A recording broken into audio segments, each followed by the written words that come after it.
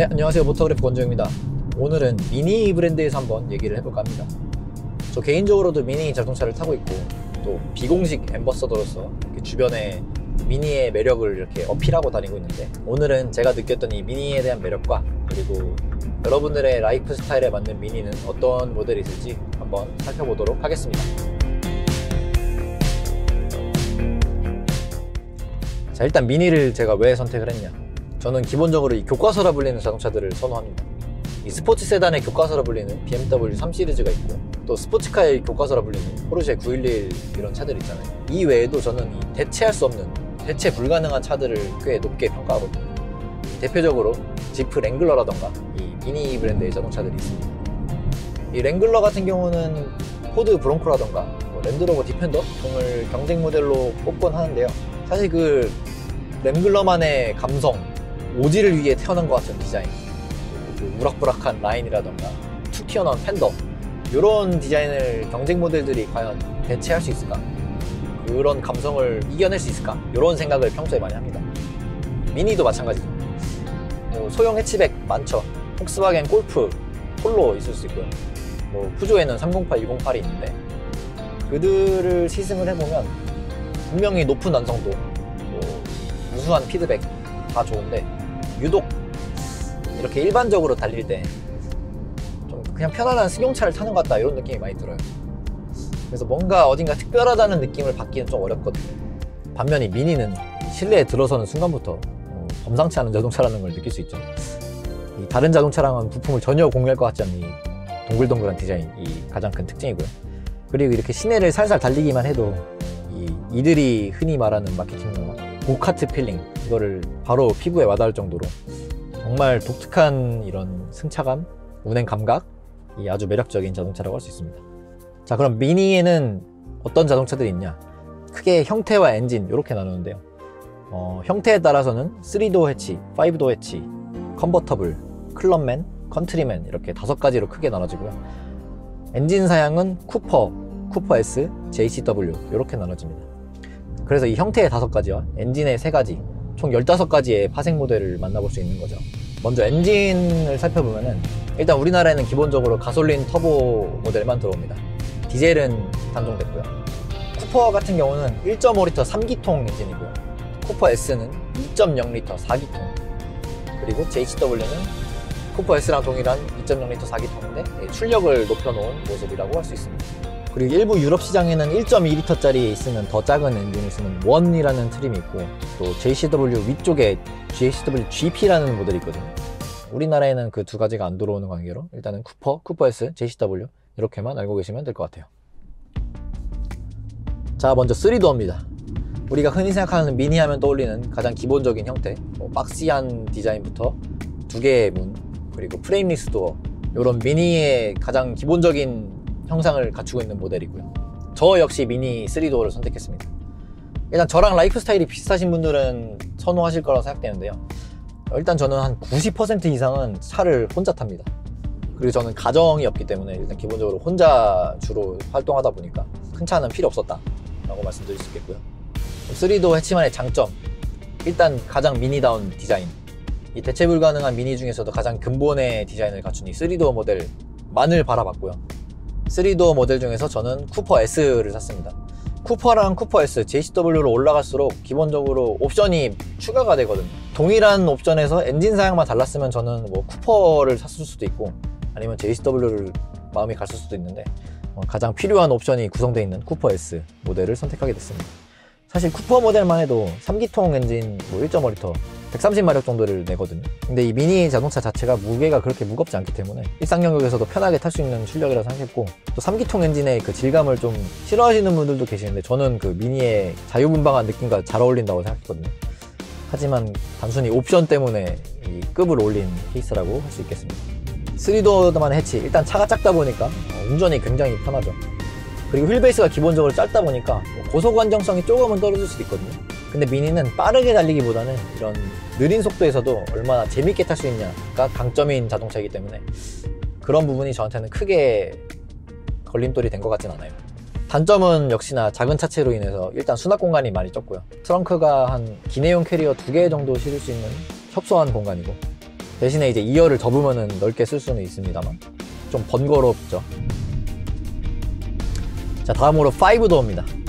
5도어 모델 같은 경우는 굉장히 독특한 포지션이죠. 3도어 모델의 디자인을 그대로 유지하면서 뒷자리만 조금 늘리고 뒷문을 추가한 그런 모델입니다. 일단 최고의 장점은 이 3도어 형태의 디자인을 그대로 갖췄다는 것. 이 정면에서 보거나 뒤에서 바라봤을 때는 저 차가 3도어인지 5도어인지 구별이 안 갈 정도로 완전히 똑같거든요. 그렇기 때문에 이 미니의 장점은 고스란히 누리되 나는 2열을 포기할 수 없다 하시는 분들이라면 5도어 모델도 충분히 매력적인 선택지를 할 수 있겠습니다. 단점은 어쨌거나 잘 만들어진 디자인을 늘린 형태잖아요. 그래서 비율이 조금은 어정쩡해 보일 수 있다를 단점으로 좀 꼽고 싶습니다.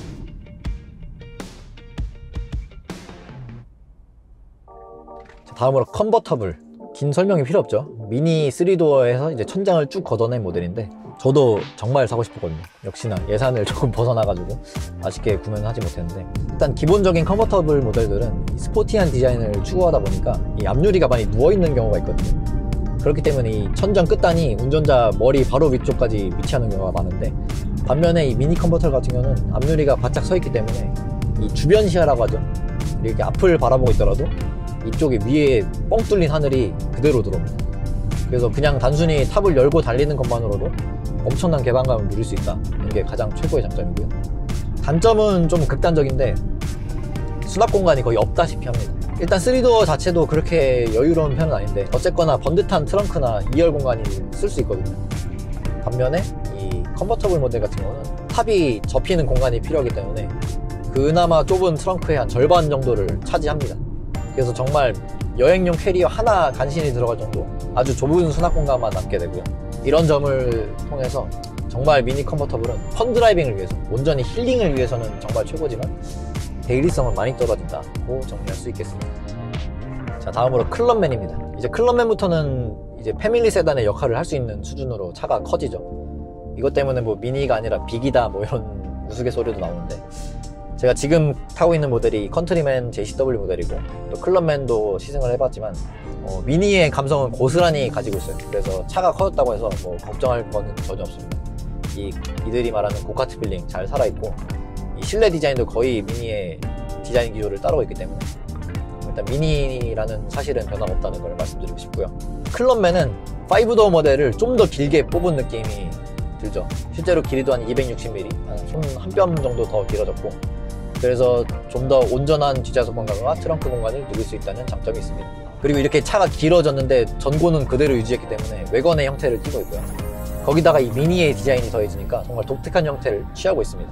그리고 클럽맨의 가장 큰 특징이 트렁크 형상인데, 일반적으로 위로 올라가는 이런 해치 형태의 트렁크가 아니라 이렇게 좌우로 열리는 냉장고 형태를 취하고 있습니다. 이 방식이 꽤 실용적인 게 이 트렁크 해치 열리는 궤적보다 훨씬 더 좁게 차지하거든요. 열리는 범위가 적어서 더 좁은 공간에서도 더 쉽게 열고 닫을 수 있다는 장점이 있습니다.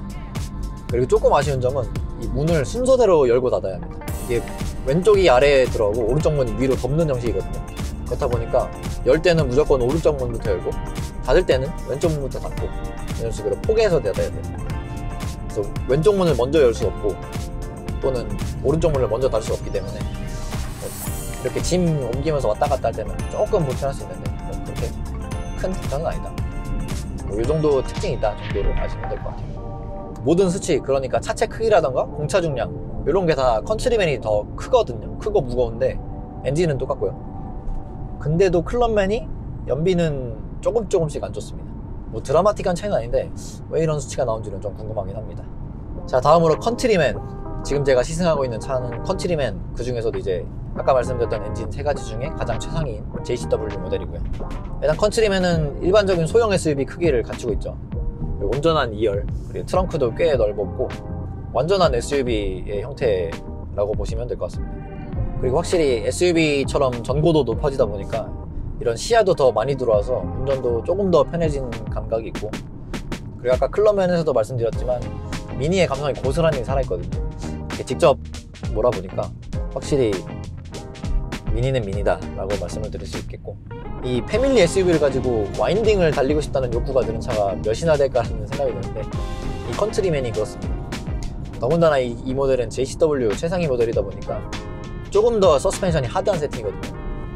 그래서 뭐 일반적인 노면을 달릴 때는 뭐 크게 상관없는데 이런 이음매에 지날 때는 조금 충격이 들어오는 편이에요.